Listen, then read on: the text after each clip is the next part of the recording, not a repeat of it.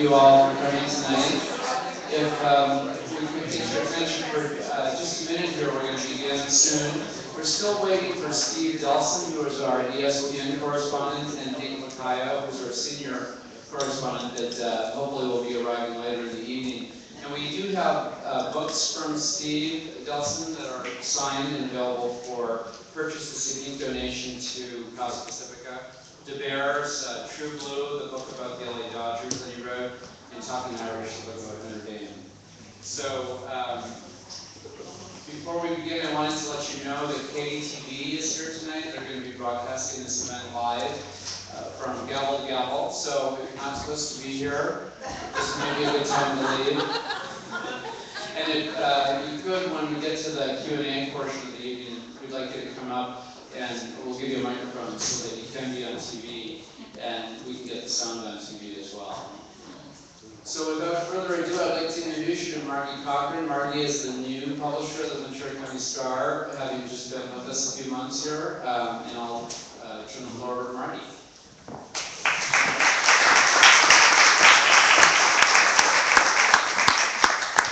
Thank you, and welcome everyone.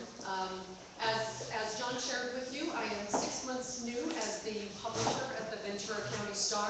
I have about 29 years in the media business or the newspaper business. This is actually my second stint with the EW Scripps Company. Early on, I spent 15 years with them in Colorado. So I've had the opportunity to work at a number of different newspapers, but I can't tell you how wonderful it is to join all of you here in Ventura County with your little slice of paradise here. So I'm very pleased to be with you tonight. What I'd like to do is also introduce our distinguished panelists, reporters this evening. And first, let me start with Joe Garner. Really, when it comes to America's popular culture, Joe has now become the premier chronicler. With his seminal work, We Interrupt This Broadcast, he combined his talents as a storyteller and historian to bring readers a fresh and fascinating experience of the landmark events that have really shaped our times. He inspired pairing broadcast footage with photographs and the written word and has sold nearly 700,000 copies and attained the New York Times bestseller list in 2 consecutive years. So, welcome, Joe.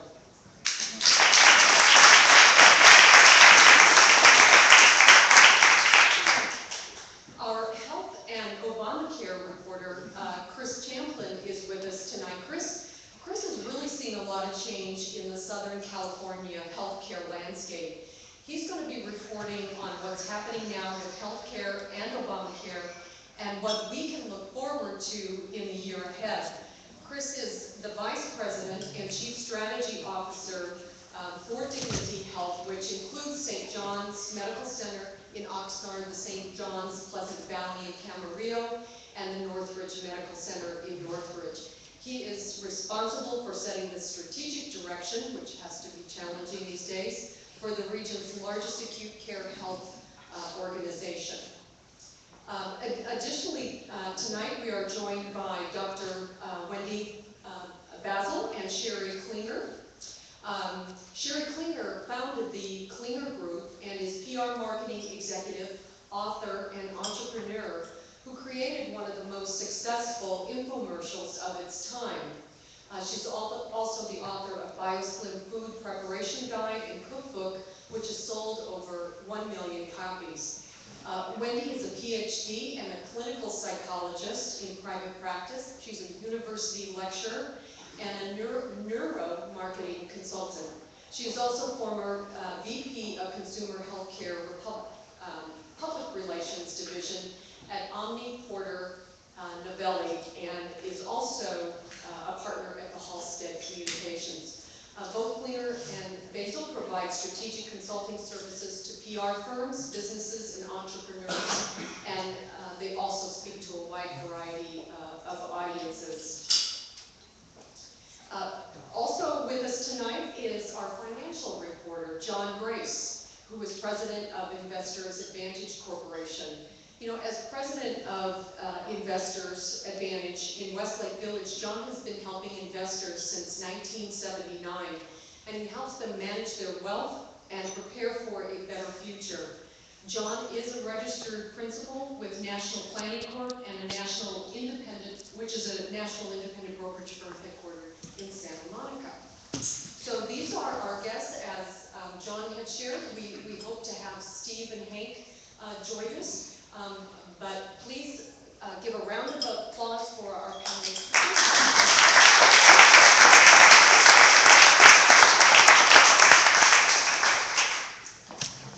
Okay, you know, we're 50 years on from 1963, and that was one of the biggest news years in the last century. President Kennedy visited Ventura County that year, stopping out to check the Navy's best new technologies and development at Point Mugu on June 7, 1963. He would also be assassinated later that year. We also had the Beatles came to America. We had the Second Vatican Council, or referred to as Vatican II, which was started. And huge transformations were underway in almost all parts of American life, kind of like today. So let me turn to Joe. Joe, you're the cultural and historical expert here this evening. We'll find out. And, you know, again, as I shared, this year marks our 50th anniversary of some very major historical events, such as the March on Washington for Jobs and Freedom, which was the climax for Reverend Martin Luther King's speech. As referenced, the assassination of President Kennedy. So how do these events resonate with us 50 years later? Wow, can you imagine the seismic shift in our culture, in our history, in that one year? First, let me begin by telling you how thrilled I am to have been invited to your event this evening. I love talking about our history. You know, we have to pay attention to our history because it's the story that we all share. Not everybody in this room can remember where they were when Martin Luther King delivered that stirring speech, or when John F. Kennedy was assassinated, or when the Beatles arrived. But I know a few of you can. And that's what binds us, are these events and these stories. And it's what I've loved about the experience of being able to research these events and these stories, because it's really like digging into our own family album. And, you know, when you think about the March on Washington, one of the things that I was struck with, just to digress slightly, because it helps put the event in context, is that the March on Washington was really the second March on Washington. The first March on Washington never actually took place. It was supposed to take place. It was in 1941, when the man who organized the march in 1963 had gone to President Roosevelt because African Americans at that time had been short-shifted. They were not being able to partake in the New Deal. So he was the president of the Brotherhood of the Sleeping Car Porters. That doesn't exist today, but his spirit exists today. And it was because of his spirit that he went to President Roosevelt and said, look, we're going to march if we don't get something here. And paraphrasing, of course. And President Roosevelt couldn't care less. But then, to try and dissuade the marchers for the protesters from marching, that's what launched the Executive Order 8802, which forced the defense contractors to abandon their discrimination. And out of that, 2 million African Americans were employed. Then after World War II, they were right back where they started from. And Philip Randolph and his group continued to meet every year. And finally, in the 1960s, the civil rights movement had really transformed into a political movement, and the political climate was heating up. So that's when they went back to then President John F. Kennedy and said, we're going to march on Washington. And just like his predecessor, President John F. Kennedy, didn't really care. But this time, they weren't going to be dissuaded. And the NAACP band, with their on-again, off-again alliance with the Southern Christian leadership, and decided that they would march on Washington. They were hoping 100,000 would show up. More than 200,000 showed up. And that day, of course, the crescendo was that incredible, stirring speech of Dr. Martin Luther King, which really became the mission statement for the civil rights movement at that time. And I think it resonates to this day, and if you needed any sort of tangible evidence of it, whether you voted for him or not, I can't imagine that any of us in this room were not moved by the faces of those people who were there in Grant Park in Chicago when President Barack Obama took that stage, and you looked out and you saw disciples of Martin Luther King. I'm talking about, of course, Reverend Jesse Jackson, and of course, Congressman John Lewis, and the tears streaming down their faces and so forth. So, I Have a Dream resonates to this day, and as does the Kennedy assassination too. The Kennedy assassination, because for those of us in this room who remember where we were, right, you know that that was a defining moment in the lives of baby boomers. And it was a defining moment in the history of mass media, of broadcast too. He was our first television president. He was handsome, he was articulate, he really personified who we were as a nation at that time, young, vibrant, eager to make change. And when he was assassinated, it shattered us. And the effect that it has had to this day, really, is in the media. Because not only did, not so much the assassination, but the debate between Nixon and John Kennedy leading up to that election, that was the flashpoint for running for president in this country. If you don't have the money to get on television, you are not going to make it in a presidential race. But it also had a lasting effect because not so much his assassination, but the event that took place 2 days later, the assassination of the assassin, Lee Harvey Oswald. If you are old enough to remember, and you happened to be watching NBC that morning, you witnessed it live.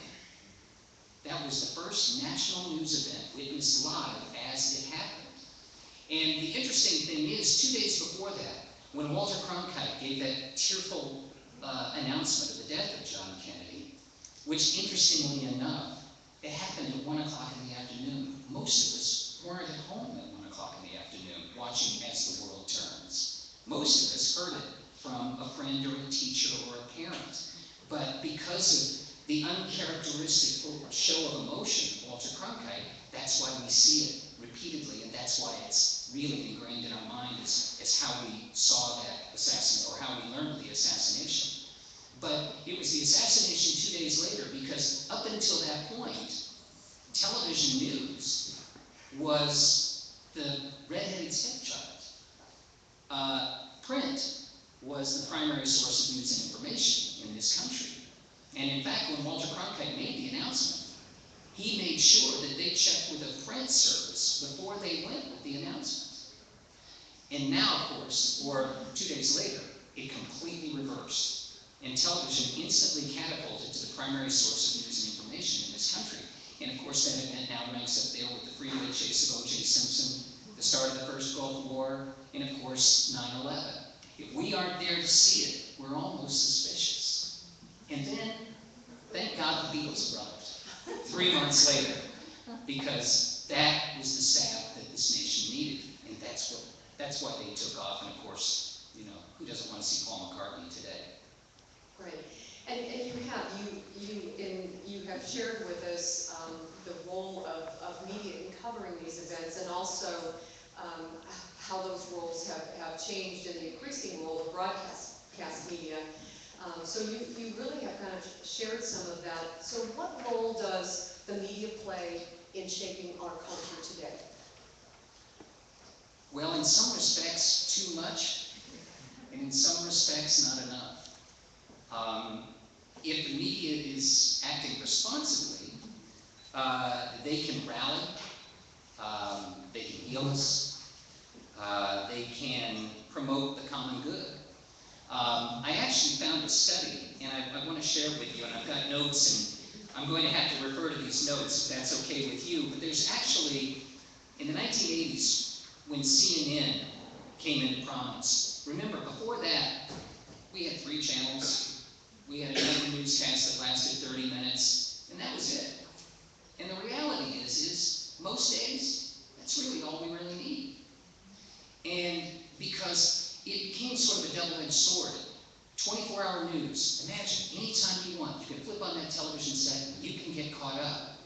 But imagine, you've got a 24-hour cable news service that you have to fill 24 hours a day, 7 days a week. And sometimes there just isn't enough news to fill that pipeline. So they came up with what's called the CNN effect. And because media outlets provide ongoing coverage of particular events or subject matter, the attention of the viewers is narrowly focused for potentially prolonged periods of time. And consequently, individuals and organizations react more aggressively towards the subject matter that's being examined. So if you think about it, sometimes we get angry about things we see on television because we're being bombarded with it incessantly. Whereas if we saw it, then we could put it in the context of everything else, and sometimes it wouldn't take on the proportions that it does. But I had an opportunity to interview Don Hewitt one time. Don was the creator of 60 Minutes, and he said to me that our media, when it's at its best, television in particular, he talked about, he said television can be a sports stadium, television can be a theater, but when it's at its best, and when we needed it, the assassination of John F. Kennedy, 9/11, television is a chapel, and we all come to that chapel, it's television. And as we saw in 9/11, they did a very responsible job. And lastly, with what's going on today with the debate du jour is gun control, of course. And in fact, it was interesting. People say that the media has no influence. And yet, and when I say media, I'm talking about motion pictures, I'm talking about television and so forth. Today, I was listening in the car on the way to work, and they were doing a report about gun control, and they were interviewing a gun enthusiast who the report was taking place from Dirty Harry's gun range in Orange, Texas. Now, if you don't think that the media has some sort of influence, I mean, it wasn't, protect yourself with Dirty Harry gun range. I just found that interesting. But, we rush to legislate. And when we're in a good, harmonious partnership with our media can help us as a culture just sort of change the perception of things. There are many areas that we have changed through the media, through the years, and we haven't gone out and started outlawing things. There are certain remarks that used to be commonplace, racist remarks, homophobic attitudes that have been marginalized, not because we legislated, but because we changed people's attitudes. McDonald's offers salads and Big Macs. We didn't outlaw Big Macs, but we were able to change people's attitudes. Cigarettes are still a legal product, but we've changed people's attitudes. So when the media is responsible, it's a positive thing and can change attitudes. Thank you, Joe. Thank you very much for your comments.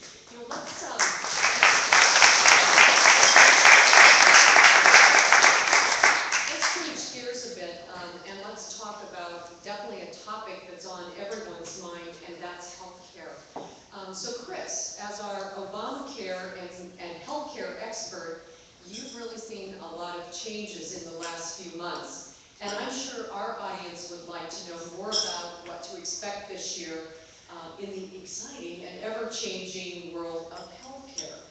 So let's start with the question, will the second decade of the 21st century be the golden age of healthcare financing and delivery reform, or will it be seen as a period of unprecedented destabilization? I think it's a great question. I think, however, history remembers this decade, it will remember it as the decade in which healthcare changed fundamentally. That we know for sure. I don't know that we necessarily know what healthcare reform is going to look like when it grows up 50 years from now. We do know that there's going to be very, very substantial changes right now. 32 million Americans will have health insurance that don't have health insurance right now. 7.2 million Californians will have health insurance that don't have health insurance now. And it will be less expensive than it is right now. Those are very, very good things. There's challenging sides to it as well, in that the healthcare, the premiums will be less. The insurance companies will be collecting less money. When you collect less money, there's less money to pay out to physicians and to hospitals and to take care of people in general. So the challenge is really going to be, how do you take that money that you're collecting and use it in such a way that you're taking care of only the sickest of the sick people and doing everything else that you can possibly do to keep the other folks well. Just real quick about healthcare financing. So right now, the cost of delivering care is probably about 45 cents on the dollar. Only commercial insurances pay more than that, 45 cents a dollar. Medicare pays about 18 cents on the dollar. Medi-Cal pays about 13 cents on the dollar. And so you see the shifting of the cost of healthcare to those with commercial insurance. Under healthcare reform, the commercial payments are also going to be low, like Medicare level. And so we're really going to have to get together with physicians, hospitals, insurance companies, kind of strange bedfellows to know anything about healthcare, and figure out a way to keep our population healthy. So in the coming year, you're going to see a lot of focus on keeping people healthy. Right. Thanks, Chris. You know, clearly the passage of the healthcare reform law, the Patient Protection and the Affordable Care Act, or as better known as Obamacare, was really politically charged, and it really continues to be so during the implementation of the rollout. You know, it's difficult in this climate, really, for the common citizen to know what exactly the law provides. What can we expect from Obamacare? It's amazing how something so politically charged has a way of obscuring what the real facts are. One thing I always tell people is that there's really not a lot of change other than the focus on prevention in healthcare. Really what it is the expansion of the healthcare financing model that we already have. You think about this could be Medicaid expansion. So if you are earning less than 138% of the federal poverty level, you now qualify for Medi-Cal in California. We have to be different in Medi-Cal. Also then, if you are a moderate income family, you can get health insurance, the same health insurance you get now, for less of the price. So really fundamentally, it's just an expansion of the system that we already have.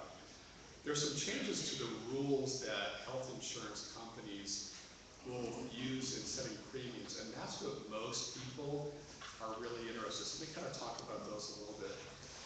One thing that's really neat is that an insurance company can't use a pre-existing condition to deny you coverage. That's a big change. They also can't use your current health status to deny you coverage. For some of us, that's a good thing. They can't use your current health status to set your premiums as well. So let's use an example of somebody who was born right about the time Kennedy was shot, probably getting his diapers changed, maybe a little bit overweight, doesn't exercise as much as he should. An insurance company might look at him and say, you're not a very good risk, we're not going to give you insurance. Under Obamacare, that goes away, so that's a really nice thing. Also, the insurance plans will have to have prevention built into them, so you're going to see a lot of focus on getting those mammograms, getting those prostate exams, well child checks, all those kinds of things.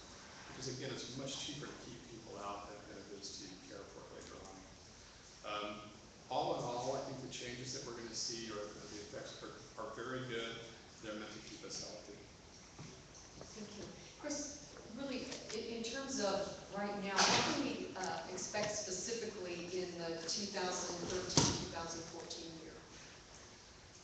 think we'll see changes at different levels, and if you're in government, I apologize. I think that the federal government is about futzing around and trying to figure out whether this is a legal or illegal act. I think that train's sort of left the station, and we're going to have healthcare reform here one way or the other. So I think the feds will get about their business of figuring out how to implement it. At the state level, I think that you'll start seeing the states really look at implementing the exchanges. And the exchanges are those marketplaces where an individual who has to go get him or herself insurance can go and look at the different plans, compare them, and buy them. Very quickly, there'll be 4 levels of plans. There'll be a bronze, a silver, a gold, and a platinum level plan. Bronze will be the lowest price with an actuarial value of about 70%, all the way up to the platinum, which will be a very high, very nice priced plan. So the states are going to have to figure out how to implement those exchanges, those marketplaces. And the states will have roles like determining eligibility, certifying the plans that can be sold in those things, doing public outreach, all kinds of things. So the states will do that. And then as far as the physicians and the hospitals and the insurance plans, again, kind of what I've been talking about, I think you'll see us starting to get together, become loosely, start dating, and then maybe get married and eventually become colleagues. Yeah, parents. So, that's what we're looking forward to. Great, super. Well, Dr. Hank Lacayo was not able to join us tonight, but Chris has offered to at least address some of the senior issues as they relate, and challenges as they relate to healthcare. So seniors definitely have challenges in healthcare that we widely reported in 2012. And really, as the number of baby boomers, myself included, and now seniors continue to grow, how will California deal with those issues in 2013? It's very similar to what we were talking about. You're going to see a real push for keeping the younger generation, our children, healthy, so that there's enough money really to take care of the individuals who really need it now. They're really acute care folks. The cost of delivering care in a hospital is kind of static. An MRI machine costs $2 million, costs $2 million, costs $2 million. That's really not going to change. Your CTs, all that equipment, that still costs a tremendous amount of money. So you'll see us, again, pushing towards prevention and saving more of that dollar to take care of a smaller population, our elderly population of very, very sick people. There's probably going to be a generation of change. When you think about it, if we keep our younger population healthy, by the time they're in their 50s, 60s, 70s, and 80s, hopefully their healthcare costs will be lower. Right now, it's kind of a psychotic, if you will, existence where you've got one foot in the boat that's headed towards healthcare reform. You've got the other foot in the boat that says, I have to take care of the population I have at hand with fewer and fewer resources. I think the challenge of taking care of our elderly will be, how do we finance it over the short term until we actually have a healthier generation? Just a final question. How does Obamacare directly then affect our seniors? I probably have to reiterate what I just said. I think, again, it's just the push towards keeping people as well as possible. One of the things that you've probably heard of ACOs, medical home models, these sorts of things. A medical home model is not necessarily a new concept. It's something that's really taking root in Obamacare, which is take care of the individual outside of the hospital. Let's use the example of someone with diabetes, maybe even ulcers related to diabetes. A lot of that care can be done at home with a physician following the patient remotely through telemedicine, or telehealth, where you can actually Skype, if you will, with your patient. Using technology like Bluetooth technology, you get in your car picks up your phone. If a diabetic doesn't give him or herself their insulin, if they don't weigh themselves, their scale sends a message to the doctor and says, they didn't weigh themselves today. They didn't take their insulin today. That's all part of healthcare reform and what we can see for taking care of our elderly population. I see some people look at you and going, what? My scale's been telling me? This is where, this is kind of where it's going. And Obamacare is really focused on, again, taking care of folks, even with moderate illnesses outside of the hospital. Great. Thank you very much, Chris.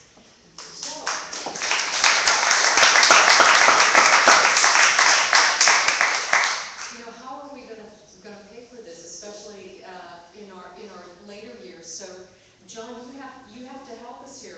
We've seen the financial sector. It really spent the last part of 2012 kind of stalled at the edge of the fiscal cliff. Today, the stock market is up dramatically since 2008. So, can investors breathe a sigh of relief in 2013? I think the simple answer is no.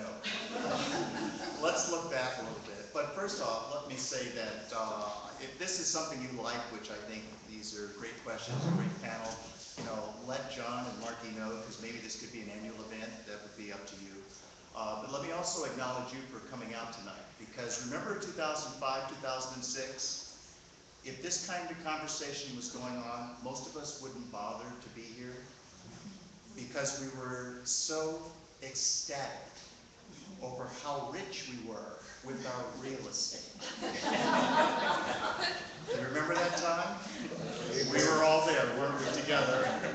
If we go back, we're talking about 1963, one of the events that took place prior to that which was the catalyst for 1963, was actually, I believe, on December 1, 1955. I don't expect you to remember that date, but that was the day that Rosa Parks in Birmingham, Alabama, decided not to relinquish her seat on the city bus. Now, just to put it in perspective for you, because people don't quite understand this, by the way, I did meet Rosa Parks, and she was not an angry black woman. She was very timid and very docile. You wouldn't know she was in the room until somebody edged me at church and says, guess who's sitting behind you? And I'm like, oh my God, let me stand up and shake your hand. It wasn't because of her fatigue. There were 4 or 5 people who had been asked to from the colored section, or from what the bus driver had the responsibility of doing was moving the stanchion from colored to white and just moving it up and down the bus rows. And that was the law in Birmingham, Alabama. Now, just to put it in perspective, ladies, let's suppose that the only way you could get on the bus was that you got on in the front, you paid your fare, and then you got off the front of the bus to go around to the back of the bus to get on the bus. Are we happy with this arrangement? And Rosa decided, in her infinite wisdom, she said something just came over her, and she had this presence. I don't know what presence there might be, but she had this presence that drove her to say, I've had enough. Mr. Bus Driver, do what you need to do. And I find it interesting that she was arrested because of the bus driver, not a policeman. And it was for civil disobedience. Isn't that interesting? If we look at the recent past in terms of what's happening with real estate and also with the stock market, the good news is that we're up 122% for March 9, 2009. And it'd be hard to imagine, maybe along the lines that we were just talking, that now we have a 50-year track record of averaging about 9.7% per year. Is that in your consciousness? I mean, that also includes the last 10 years where you saw 2 declines where your mutual funds and your stocks were off about 50%.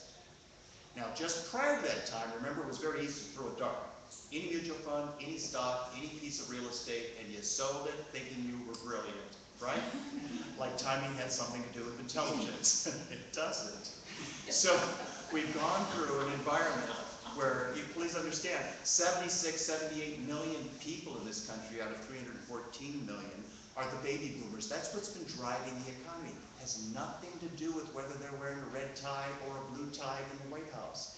It has to do with ordinary people going through the life cycle. And if you've got 78 million, George W. would be at the top end of that group, who's just turning 67 this year, and Michelle Obama, who's turning 49 this year, 1946 to 1964, when it comes to things like an iPad or any Apple product, how many of those do you think W might need? I suspect the answer is none. When it comes to Michelle Obama, how many do you think she must buy? I suspect the answer is at least 2, if not 4, right, Mom? I mean, you've got to have one for you, 2 kids, and Dad, so you can make fun of Dad because he's not up to speed on the damn thing. So what we're saying here is, regardless of where interest rates are, regardless of who happens to be White House, and by the way, the Congress has much more control than our president, whoever that might be, at the end of the day, the primary driver is consumers. Okay, it's irrefutable, no matter the source, we'll disagree on a lot of things, but it's 71% of gross domestic product, in excess of about $15 trillion on an annual basis. So the real question happens to be, what is the consumer doing? And right now, the consumer is on strike for spending. So what we're saying to you is, while the market is up very well and very nicely, we're all happy to see that, we've taken on the risk to enjoy that, do not get complacent, do not get comfortable. This happens to be the year of the snake in the Chinese astrology. I'm suggesting that the stock market might be a snake. Will it turn out to be venomous? Stay tuned. Will it be innocuous? I don't know, but you know what snakes can do, don't you? So don't turn your back on this puppy and act like everything's fine. We need to do a little more homework. Great, thank you. Let's turn to housing. You know, residential real estate values have definitely shown signs of recovery. Home building has rebounded, and mortgage rates are supported by the government. Is the worst over for housing? Again, the answer is, I don't think so. Now, nobody knows, and of course, if we could all predict adequately, nobody would be here, right? Because we'd have more money than God, and we wouldn't need to come to anything like this at all. But according to Robert Shiller, who is part of the Case-Shiller Index, the one that everybody monitors, he suggests that the prognosis is risky, that there could be bad information forthcoming. And that logic makes sense again to me, because if you look at the 78 million, remember, those are the ones that have been driving the economy. Well, if you're, again, 67 years old, how many McMansions do you want? None. You're going back to renting. How about your kids? Look at the 20-somethings. How many of them are standing in line like we were back in the early 80s, trying to get a house at 16%, glad to close escrow, because as soon as you close escrow and moved in, what'd you have? A profit. Those days are over. All right, at least for the foreseeable future. So again, the realtors among us will tell us it's all about the location, except we had the same conditions in 89-96 right here, where a North Ranch house sold in 1989 for $1 million, somewhere between 89 and 96, it went down to a value of about $600,000, that's a 40% decline. The difference then that we don't have just yet is that's the time when Americans, mid-40s, are buying the biggest house they'll ever own in their life. Mid-40s in America also happens to be interesting because it's the time frame where we are earning the most and spending the most than we will ever spend or have spent in history. So while we're seeing some nice encouraging signs, again, the demand at the demographic level, looking at ordinary spending, just isn't there. And I don't think it'll be there in the very foreseeable future, particularly if we agree that interest rates must go up. That can't be helpful to bonds, by the way, those of you who are high on bonds. And it won't be really encouraging for those who are trying to wait for prices to become more attractive. And for those of us who might have some equity in the house and you're thinking about what to do, our simple suggestion is put paint on that pig and sell it. Okay, so stock market, big question mark. Housing, big question mark. Can a regular American afford to retire? I think that answer is yes. But it means, again, you can't be complacent, which is generally the way we operate. We don't do anything until there's a real significant problem, correct? It's human nature. But what we're suggesting to you is that you actually do your own homework. Imagine that. Let me try to paint the picture a little more clear. Let's suppose you live in Ohio, and the average household income in this country is about $50,000. Do you have any idea, if you have no other source of income, let's not assume pension or retire or Social Security, do you have any idea for the rest of the country what kind of assets you need outside of all real estate to provide an income of about $50,000 on an annual basis? Do you have any idea what you need? Let me help you here. Because one of the things that we're suggesting is that most of us don't develop our perspective about what it is we're trying to accomplish. The answer is, assuming a 4% withdrawal, you need to have today about $1,250,000 put away with a 4% yield to take out $50,000 in 12 months. Now, how many of us can do that? Let's get closer to home. The average household income in Thousand Oaks is $100,000. Let's be real. If you're making $50,000 in Kentucky or Ohio, how you doing with a family of 4, whether there's 1 or 2 people working? Are you rich? How about in Thousand Oaks? You're making $100,000 a year, 1 or 2 people are working. Are you rich?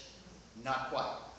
Same story. If we want to take $100,000 out in a year, assuming we're getting a 4% yield, that's not the total return, that's the income off of the money that we're setting aside today. The question is, how much money do we need to set aside to be able to take out $100,000? Take 100,000, multiply it times a factor of 25, what's your answer? 2.5 million. Again, outside of your house. Very affluent community we have the luxury of living in. How many of us can write a check today for 2.5? Not many of us. That's today. Add 5, 10, 15 years, guess what happens to the 2.5 or the 1.2? Do you think it goes down? So what am I suggesting? One, you take the time to figure out at what point do you want to make work optional. You can use our website, and there's some brochures there that you can visit our website. And by the way, we are having a celebration for this year. This is our 25th year in the Conejo Valley. So we're giving, I have my money doctor jacket here, we're giving second opinions, doing analytical work at no cost or obligation for a limited time only. So if you want to look at your objectives and look at how you've done, most of us are sitting in mutual funds, they're still not back to even. Some of us here, I was talking earlier, are off 60% from their high of 2008. Do you have any idea what it takes to get back to even if you're off 60%? About 150%. So if we're in the market, we're up 22 and we need 150, we're not there yet, are we? And if around the corner there's another 50%, 90% depression in the stock market, how are you going to feel about that one? So the question becomes, what's the target? How can we diversify it unlike we've ever done before? How can we hedge in a way that we've never imagined before?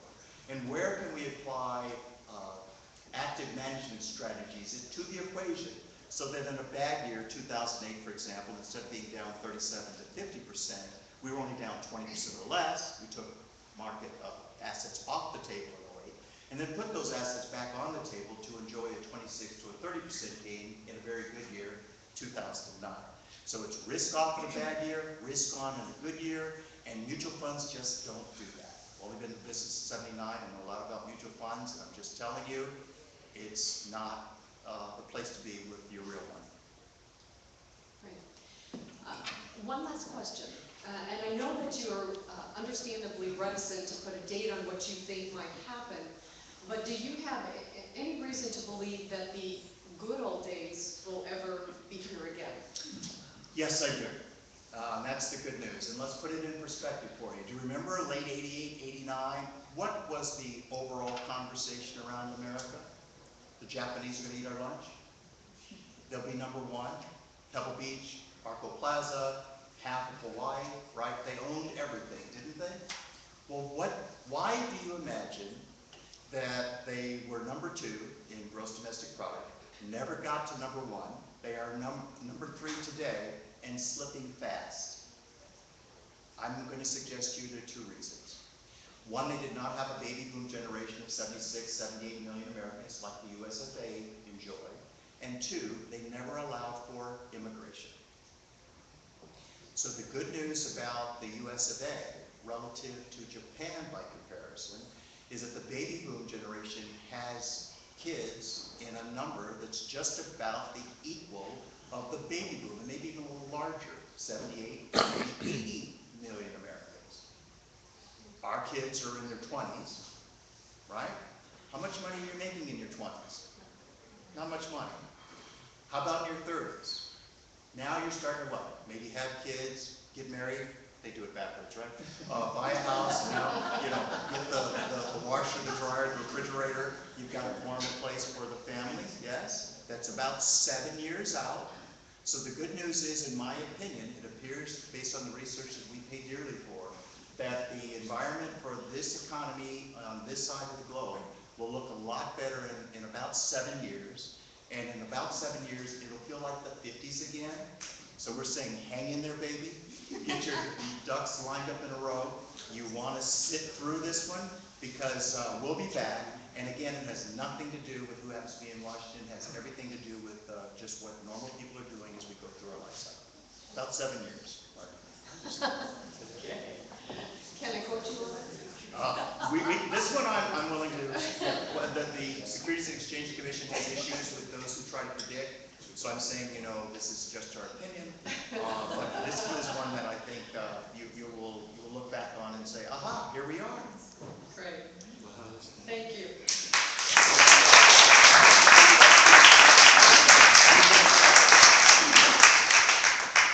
We've talked about a lot of topics that have been very, not only historical, but also very relevant topics right now.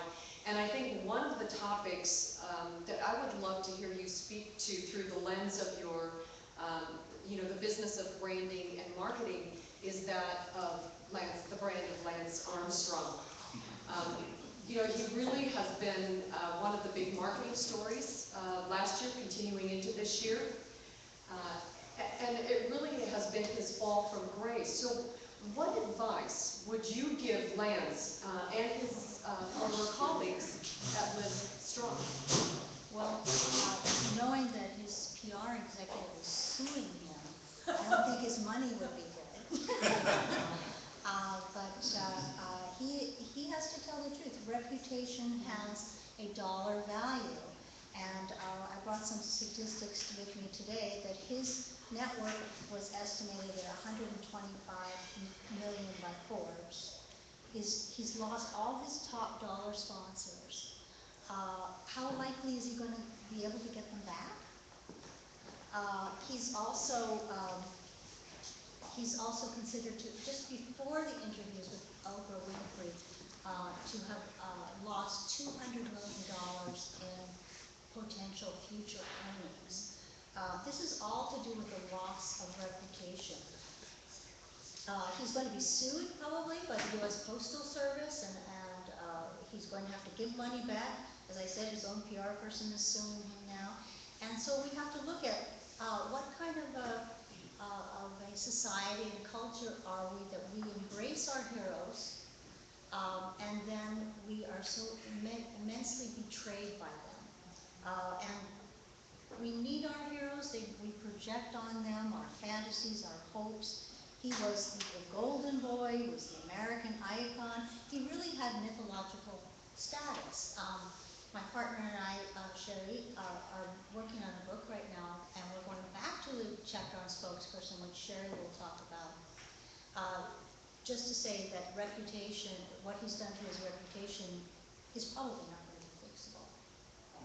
So I'd say, what else? Play golf? Exactly. Thank you.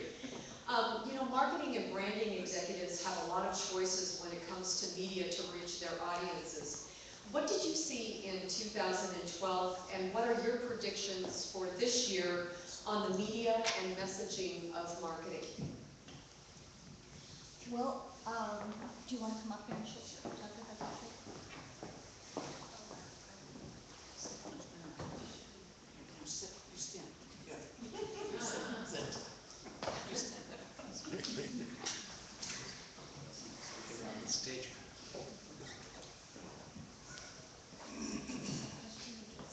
Would you like me? One more time. Sherry, would you like me to repeat the question? Marketing and branding executives have a lot of choices when it comes to media to reach their audiences. What did you see in 2012, and what are your predictions for this year on media and messaging of marketing? I think that we were talking about in our book that the downward channel of media. The top used to be you get yourself in the New York Times, and it filtered down to local media, magazines, and now we're seeing the real reverse of that. It's really upstream, where blogs and social media are really driving the news message and the branding message. And we're seeing that you will now see the New York Times reporting on the blogs. And so we really have to be careful that we're really going into a whole new world of media that is not regulated, that is driven by traditional media, by money, as you would think, because they are depending on clicks. They need clicks, they need viewers, listeners, whatever, it could be a podcast. And that's how they operate. So their tendency will be to go for the most sensational story, the most sensational headline. So if you saw a headline that said maybe, does Michelle Obama have a drinking problem? You know, click on that, and the answer is no, but you clicked, right? You got the story, it gets passed around. So that's how branding professionals and public relations professionals are going to have to look at reputation management. Thank you. Sherry, in your new book, you talk about how good marketing is storytelling. Can you tell us more about that? Well, I'll pitch in a little bit on that. Sherry is our public relations executive, and I'm a psychologist, and at one time we worked together in marketing and branding. And so we are following the model of the storytelling narrative. You even hear this more when you listen to the news. What is the narrative? And it really means what is the in-depth story behind the story. And there's a lot of news to fill, and we've got a lot of interest in maybe pseudo-investigative reporting, and it's going to be very hard on reputations in the future. So we think that Lance Armstrong, who we refer to in our book as Lancelot, is going to be one of the great case studies, because how do we see him now? He was the quintessential American hero, and now we see him as a cheater, as greedy, not trustworthy at all. But we, as a public, we're part of the building up of his reputation because we were looking for heroes. We need our heroes. We need to project our values on our heroes. So what Sherry and I are saying is that Lance Armstrong duped a tremendous number of people. One group that he duped is the media. So the media is going to be a lot more wary, I think, now. But there's also now more competition to see what could, top the last story, and that is being driven by the internet and blogs. Okay, Yes, please. yeah, please, Sherry. Okay, in our upcoming book, which is called Spinology, we devote an entire chapter to the subject of spokesperson and another entire chapter to the subject of trust. And very, very critical is when you think about it, as a publicist or a spokesperson, if a publicist or a spokesperson lies to the media, that person is really lying to thousands, maybe millions of people who listen to those newscasts or read the pages of the publications. And a publicist has a huge responsibility because their story goes out collectively to many media. It's not like one reporter is writing a story. That story goes everywhere. And so it's critical. And what we are talking about regarding Lance Armstrong is just... It's about truthful storytelling. That reputation has a dollar value, and I did a little background on that. And it's the increase of valuation of the company being based on its reputation is something to fool around with. You really have to choose your spokespeople wisely and present them in the best possible light. But we're working on an assessment tool that really helps you gauge whether you have a compelling story and spokesperson. May I interject real fast just to underscore what you're talking about? It's a complicit relationship. The media and the likes of a Lance Armstrong, or put anybody in there, Kim Kardashian, whatever. what's happened is that the media, the traditional media I'm talking about, the ones that you used to be able to trust, broadcast, it's the ownership now has shrunk to such a level. I'm sure you've experienced this yourself in your own career. The pressure to make money, the pressure to sell commercials, the pressure to bring eyeballs to the television set is so great that when they have the choice to do an in-depth story of substance, about healthcare, about finance, or Lance Armstrong, they're going to go with Lance Armstrong because the pressure's there. A friend of mine was with a very prominent entertainment public relations firm here in Los Angeles. And he talked about it's no longer public relations, it's perception management. And he said to me, their credo was this: it doesn't matter if it's true or not, as long as people believe it.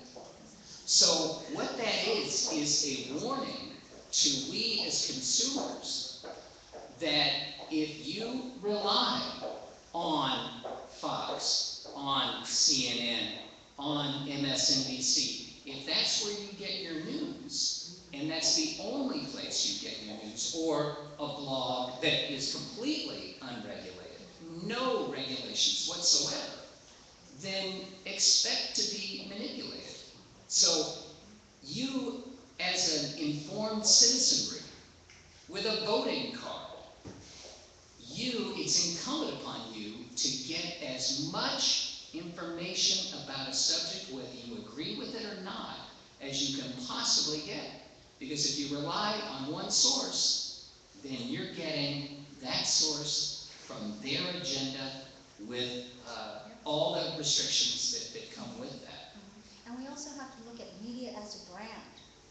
So they have a brand to sell, and they are having a tough time maybe with Lance Armstrong. I'm wondering about what Oprah Winfrey's response is to the allegations that he did not tell her the whole truth. And I think she loved it. And she brought more eyeballs to own. OWN than she has in So the history of it was that. successful. It was network. very successful Very for successful. Oprah Winfrey as a brand. Right. And so we have to think of these social media groups as brands as well. Mhm. I mean, Huffington Post and Newsweek are together now. So people are, the people who are following specific areas, they know that you are not loyal to one brand of media. Most people who are looking at social media use many channels. People use a lot of different bloggers to get their information. So the brand loyalty to media itself is changing. Well, now we get to turn, I've had the opportunity to ask our great panelists many questions, but we're going to turn the tables now and offer our audience the opportunity to ask some questions. I believe we'll have a microphone. If you could come up here, we'd like to get you on television. So if you have questions, just so we can get the sound. Thank you. Amazing panel. Thank you so much.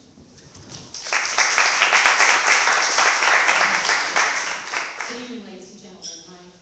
My late husband was Frank McGuire, one of the co-founders of FedEx. He also worked at the White House with Kennedy and Johnson, and he was head of communications, starting the first television inset, the first communication. He hired Koppel and Osgood for their first jobs. Amazing. I met him later in life, and we traveled around the world. One of the things we did was travel to China 3 times to do the Golden Finger Tour of Frank McGuire to teach them branding, because China didn't have branding. Japan had branding, but China didn't have branding. And the 5 of you have given such inspiration to me because of the input that you've had. I've traveled all over the world with my late husband. In fact, this was the room we had his memorial in 2 years ago. And Frank McGuire was an amazing man, and he taught me so much about business, and I listened to him in Dubai and Kuwait and Ireland. In fact, the last trip we had to Ireland, and I will get to the question. The last trip we had to Ireland, I introduced him in the language of the country we were in, and I had to talk like this about Frank McGuire, you know. And I said, Frank McGuire, Francis Xavier McGuire is coming up. He grabbed my hand and he says, wait a minute. He says, I want you to know we have chronological credibility. We're in our 70s and we have sex almost every night. And the audience goes, Almost Monday, almost Tuesday, almost Wednesday. My question to you, all of you, my question to you, all of you, what is it from each one of you, if you can do a sentence apiece, what is it that drives you? What is it that gives you the passion? What is it that gives you the desire? Because we're going through a lot of crap right now, as you know, but I still believe so heartily in this country. I believe that our troops hopefully will be coming home soon. And I believe that each and every one of you have contributed to all the lives that are sitting here. What is the one thing that drives each one of you to give of yourself to us in such an unstinting way? What makes you want to bring your knowledge to us instead of keeping it in the pocket? Joe? It's a very humbling question. It is. I've just always been guided by my passion. I think I was fortunate to be raised by a couple of people, my parents, who always encouraged us to follow your dreams, follow your passions. And that's what I've always done, and I've always felt blessed to be able to do that. And especially when I got into publishing, I had zero aspirations to be an author. In fact, when I told my friends and family that I was thinking about doing this book, they said, "Don't you think you ought to try reading one before you write it?"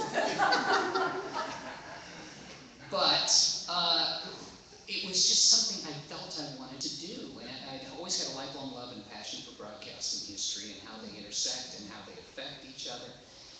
And so it was one of those turning point moments where I think, maybe I ought to do something with that idea someday, or maybe I ought to do something with that idea.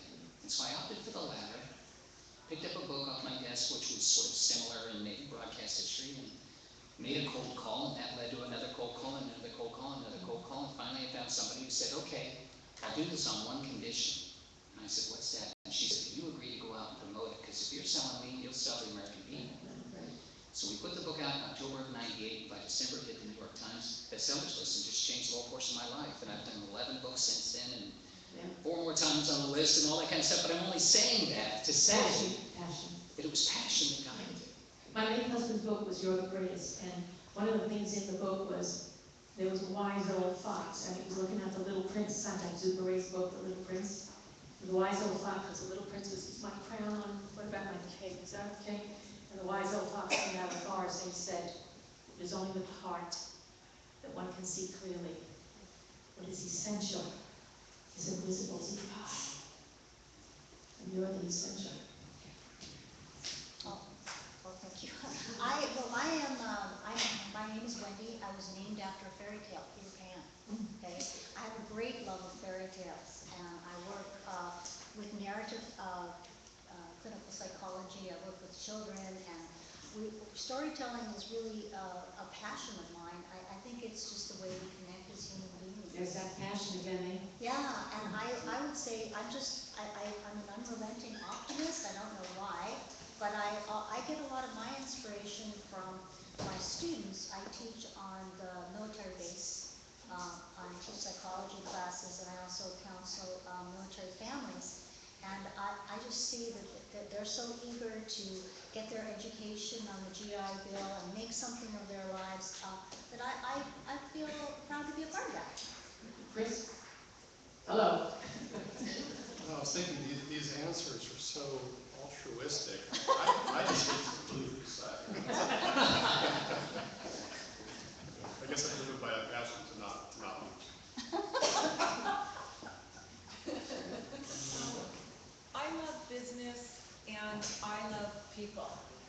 And I love the media. I've worked with them for many, many years on many levels. And I love writing. And I feel like out of all of that, I'm in my element the most when I do PR and I'm representing fabulous people or products for which I become a spokesperson and can really get the word out there and watch companies grow. I love growing businesses. It's one of my passions. And I also love writing. And so I could combine all of that. And do my job, and I love it. And with this book that Wendy and I have just written called Spinology, we were able to talk about different stories and the evolution of when we started working in public relations and how the entire field has changed with the advent of the new media. It's had a complete, the impact is phenomenal. We talk about this in the book, and Wendy, who's a clinical psychologist, in PR, it's really, really important to have a psychology towards stories, because people love stories. And one thing with the changing media platforms, which, by the way, we don't know where it will end up. It continues to change every day, it seems like. The one thing that remains constant is the story and the content. So pretty much a publicist's role is changing to be that of a content provider, and what our role is to create stories that are truthful but shine in the best light, that have an emotional appeal to resonate or connect with the reader. So they become sticky, and people will love your stories, and your audience would love you. I mean, your image, it creates an image, and that's why the example of Lance Armstrong is so pertinent, because we loved him.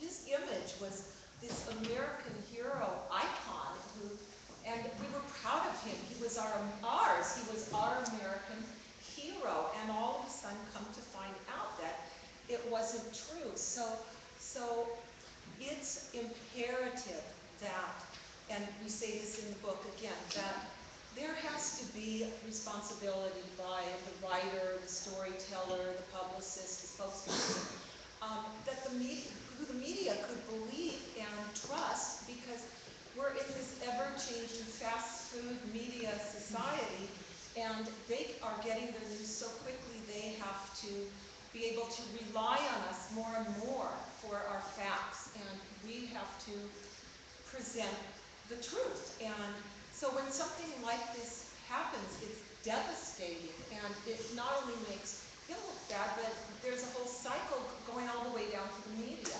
Sorry.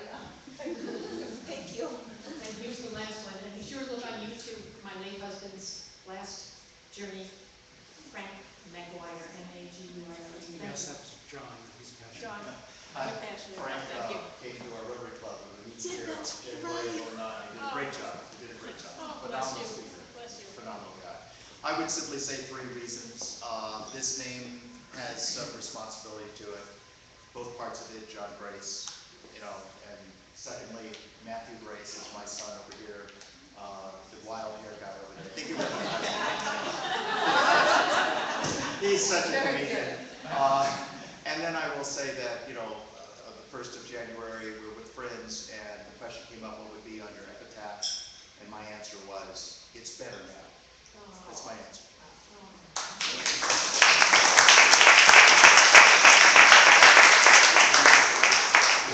John, do we have time for one more question from the audience? Question, anybody? Great. Yes, come down, Come on down. so we can show on TV. Come on. Come on down.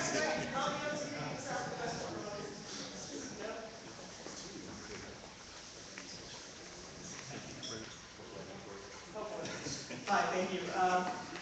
My question actually has to deal with, I think, something all of you touched on that struck me, certainly in terms of economy, healthcare, branding, the media, history, and that is that the American public generally is responsible. In most aspects, we drive the economy. The reason media is the way it is now is because it's a business. We live in a capitalist society. And I think America loves to tout capitalism when it's good and doesn't want to pay attention to it when they don't like the results of it. My question has to do with complacency of the American public and engagement, which is something I believe in. Do you think that Americans currently are less engaged than they have been historically? More engaged? Do you see an upswing if you don't think they're engaged currently? Just general thoughts on that. Wow, that's a great question. Thank you. Go I'd like ahead. to take that question. I'll follow. I'll take it from a psychological point of view. I think that the growth of social media shows that we still have an innate desire to connect. And that's the role of media, is to tell those stories that connect us. So I think that remains the same, the desire to engage and be a part of something important. But also to be entertained and informed. But I really believe that that's a big part of it. Do you see, I mean, there's this Christians versus Lions kind of mentality with Lance Armstrong's story, I think about, Very interesting. what's changed, what's really not changed with that, but yes, we still seek to have that human interaction, but do you believe that we've stepped farther away from maybe where we were in, say, the 1920s when the mass media was much different? Well, Non-existent, actually. Well, actually, yeah, there was no mask. And there was yellow journalism. Well, you can talk Yeah, that's about interesting. Yeah, Paul Simon's got a great line in one of his songs, every generation throws a hero up the pop charts. And that's true. And, when there was Walter Winchell back in the 40s in radio, we have an appetite for that. We love to build people up and we love to tear them down. But at the same time, I can't remember who said it, but, I have a fundamental optimism about all of us too. I mean, ultimately, you can always count on the American people to make the right decision. There are a lot of societies, if you had a stop sign up, they're gonna go right through that sign. Ultimately, we are a very tolerant group of folks, even as we're cutting people off the freeway on ramp. But by and large, I have a very fundamental, strong faith in the American people. And I think that that's proven through our 200 years of plus history. I hope you're right. I think you're right, I've seen. Now, why do you think maybe? Maybe John's Why got that. do I think maybe? I just see a tendency, I think, because we connect less on a one-on-one basis. Maybe we do it over the internet, but it's less real. I'm afraid that perhaps that one-on-one engagement, it's a lot easier to lie to somebody if you don't look at But look at what happened in Newtown. Oh, yeah. After that, The tragedy. they had to put up their hands graciously and say, please, we understand that you sympathize, and we're getting this from all over the world. People that didn't even know a Newtown, Connecticut existed. And so that's why I think that, yeah, on the one hand, I watch my 15-year-old and she's, communicating with hundreds of people and, I've got more people following me. And it's like, you don't know Does she anything. communicate about Newtown? I mean, is that her Well, consciousness? to her credit, yeah, some of that has been, but, yeah, some of it's frivolous, but by and large, I think we're still a compassionate group of folks. John? I think part of our problem or part of our challenge is that we like to title ourselves as the America, the land of the exceptionalism. Now, I don't know about you, but when you look at us in terms of science and math, we're not exceptional. We're not even average. I mean, let's just be honest. And I love it when we paint each other this way, like we're so special because we were born here. And why is it that, HSBC, for example, reports that 50 million people are learning English in China, which is more than there are people in the UK. What do we do to get out of our way? I think we've become arrogant. I think that's the bad news. I think the good news is there are game changers. I think Newtown is a game changer. I think actually tackling the question about healthcare is a game changer. It's a conversation we would not have. Certainly 1963 was a game changer.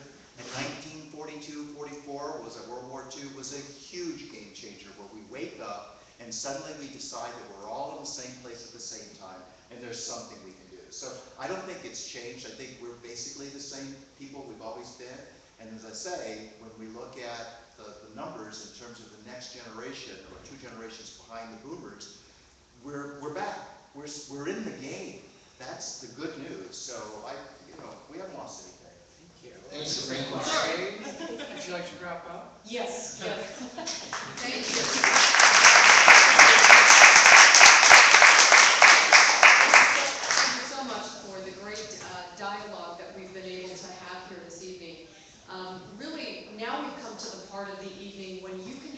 books signed by the authors, purchase books, and these help raise funds for Casa Pacifica, which has been doing great work serving our at-risk children in our region since its founding in 1988.